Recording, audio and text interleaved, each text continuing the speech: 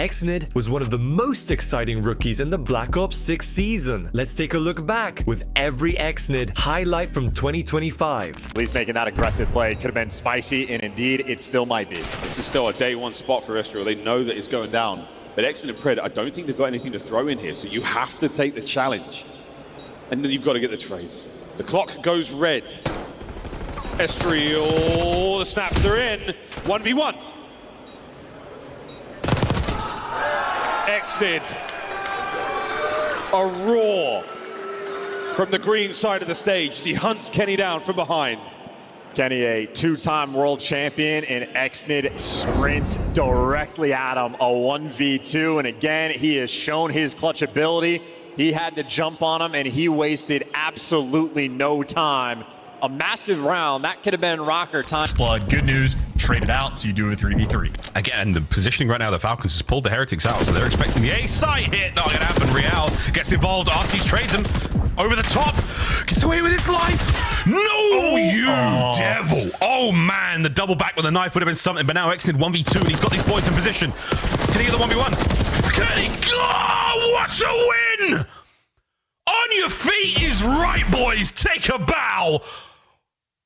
The map's not over. Holy 1v2! Yeah, this is unparalleled levels of hype as well. That is a filthy 1 versus 2. Tip it to Exnid having a monster map.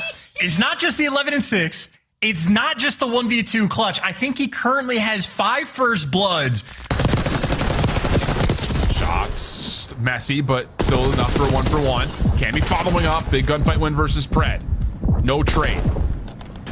Cammy will also read the bomb, has rotated back over towards the 8th side of the map where Purge has already taken that aggressive position from the beginning of the round and moved forward, leaving Exnid in a very impossible situation. But a big win onto Awakening actually puts some stressor onto the defense who are playing from the opposite side of the map. Yeah, we just got to get this bomb down as quick as possibly can, because you know the other guys are already across the map, so let's just make the play come to me. Gonna invest it over towards B. Cammy's not gonna be able to spot the exit, so Exnid just gotta finesse.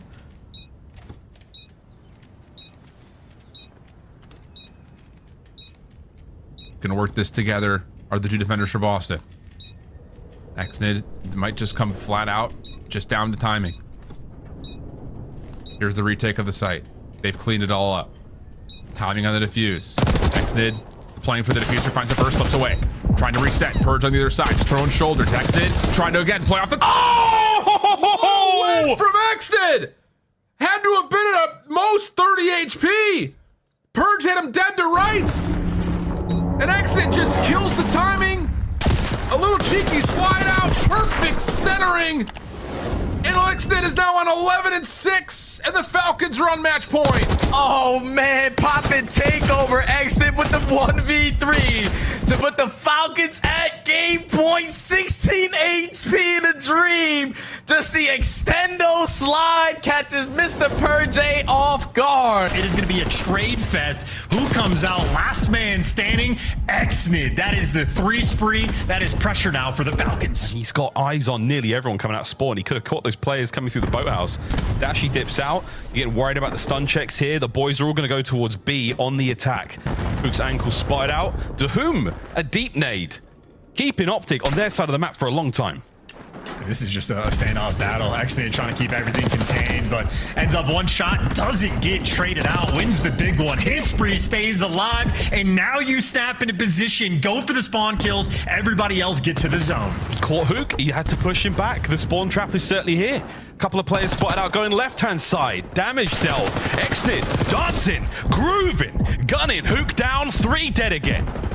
He's roaring too. That's a lot of pumps, but that's because he's moving towards the spot. It's going to be behind you on just an incredibly slow pinch. You got to be patient to sort of read this, but no one is more patient than Insight. That's the neat part. Chance you don't read it. Number 1. Oh, and 1 and done. Although it puts Exnid now in the 1v2. Ultra with an opportunity to finally stop the run here. Or will Exnid do something unbelievable? And frankly, folks, he's pretty good for it. A crack of the door. Kleenex might have heard it. But he'll stretch the plant and stay out of that line of sight. Here we go. If Exnid clutches this, they should be good for the map win. Oh, unquestionably. Slow approach here from the Ultra boys. check the corner. What a win! 1v1. Wow! Oh, Exnid, what a... He's feeling himself after that. That was a masterful 1v2 though. That was disgusting gunfights. Really, really well played. You can't fault it.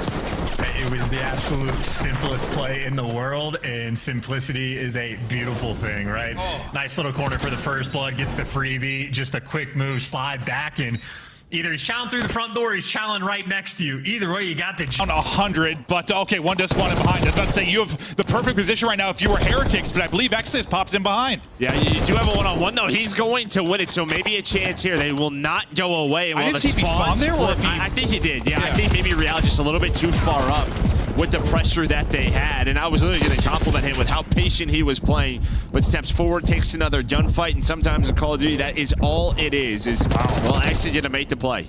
Wow, I gotta say, we were just coming out of listening. I was thinking about talking about something else. I'm like, hold up, what the hell just happened? And now, I mean, these are teams, I think passion's the first word that's gonna come to mind. We think about Heretics when they came into the league, and like Exnid and Pred, like sometimes it can be like teams that make crazy swings, big runs. They play behind momentum and passion, and Falcons, dude, if they get into a good position, Pred next to start roaring. Who the hell knows what they're going to be able to do? This time not blundering away the spawns. This time maybe getting set up. Vegas Falcons trying to have the patch flowing as they mount the comeback. Let's hear the comms. I got down two. Priesta, horrible timing there as he gets caught hitching and trying to push forward.